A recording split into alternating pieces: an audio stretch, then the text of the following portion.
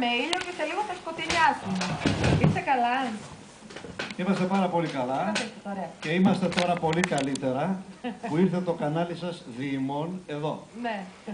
Θα μου επιτρέψετε, επειδή εκπροσωπώ την Παγκαλαβριτινή Ένωση, την Παγκαλαβριτινή Ένωση, να σας εκφράσω τα θερμά συγχαρητήρια για το κανάλι σας και τις θερμές ευχαριστίες, διότι το κανάλι σας έχει το χαρακτηριστικό να ασχολείται με τον πολιτισμό. Όσον αφορά τώρα την ιστορικότητα της περιοχής, δεν υπόθηκε αυτό πριν, αλλά θα πρέπει να το τονίσω. Η Επανάσταση του 1821 ξεκίνησε από εδώ. Ξεκίνησε από τη χελωνοσπηλιά της Λικούριας, όπου επεσυνέβη το πρώτο οργανωμένο ένοπλο επαναστατικό επεισόδιο κατά της Οικοκρατίας 16 Μαρτίου. Αμέσως μετά επεσυνέβησαν ένοπλα επαναστατικά επεισόδια στην Τουρλάδα, στη Φροξιλιά, είναι ο πρόεδρος του συλλόγου εδώ, στο Αγρίδι του Δήμου, του σημερινού Δήμου Αρωανίας, και στη συνέχεια στις 21 Μαρτίου του 2021, με απαρχή τα γεγονότα αυτά, που επεσυνέβησαν στην Κατσάνα, αλλά και στη γέφυρα του Αμπίμπαγα, στο τωρινό δημοτικό διαμέρισμα του Άρμπουνα, δηλαδή έχουμε Λικούρια, έχουμε έναν άξονα. Λικούρια, στη συνέχεια έγινε στη Φροξιλιά και στη γέφυρα του Αμπίμπαγα. Και από εκεί, λίγες μέρες αργότερα, απελευθερώθησαν τα Καλάβρητα στις 21 Μαρτίου του 2021.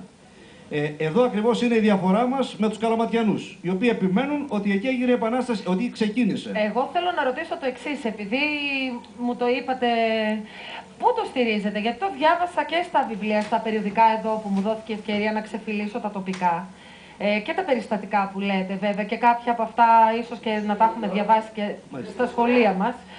Αλλά πώς το στηρίζετε, θέλω να ξέρω? Σε γραπτά ντοκουμέντα. Πρώτα στα απομνημονεύματα του Φωτάκου. Ο Φωτάκος ήταν γραμματικός του Κολοκοτρώνη. Αναμφισβήτητα και αδιαμφισβήτητα. Το δεύτερο περιστατικό είναι ότι αναφέρονται, αυτά έχουν δημοσιευθεί στη Φωνή των Καλαβρίτων με αναδημοσίευση από εφημερίδες της Γαλλίας του 1830, που ήταν γεγονότα πρόσφατα.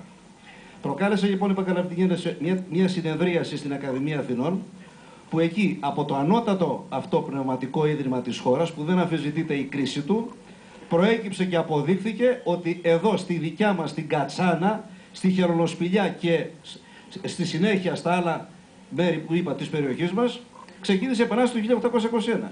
Ευχαριστώ πολύ. Δεν μένει παρά να κρατήσουμε αυτή την εκδοχή και όσοι το αμφισβητούν, ας λάβουν τα μέτρα τους, να το πω έτσι. Έρχομαι λοιπόν σε εσάς. Εκπροσωπείτε τον Πολιτιστικό Σύλλογο Κατσάνας, κατάλαβα καλά? Εδώ, όπως σας είπαμε, ο Δήμος Κλειτορίας έχει 16 χωριά. Όλα αυτά τα χωριά έχουν αντίστοιχα 16 συλλόγους στην Αθήνα και σε άλλα μέρη της Ελλάδας. Εγώ εκπροσωπώ αυτούς τους συλλόγους. Είμαι ταυτόχρονα πρόεδρος στο Σύλλογο των Απανταχού Τουρλαδαίων. Η Τουρλάδα είναι ένα μικρό χωριό, πολύ όμορφο, καταπράσινο, με πολλά νερά, μόλις λίγα χιλιόμετρα από την Κλειτορία. Και ο στόχος μας είναι σε συνεργασία πάντα με το Δήμο, να μπορέσουμε να κρατήσουμε κάποια από τα έθιμα και γενικά την παράδοση της περιοχής μας.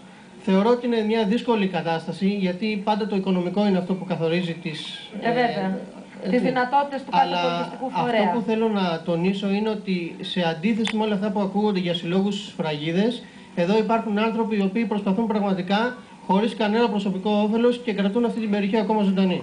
Μάλιστα. Να σε ευχαριστήσω πάρα πολύ. Πάμε να γνωρίσουμε τώρα τον πρόεδρο της Αναπτυξιακής. Είμαι δημοτικός σύμβουλος, πολλά χρόνια.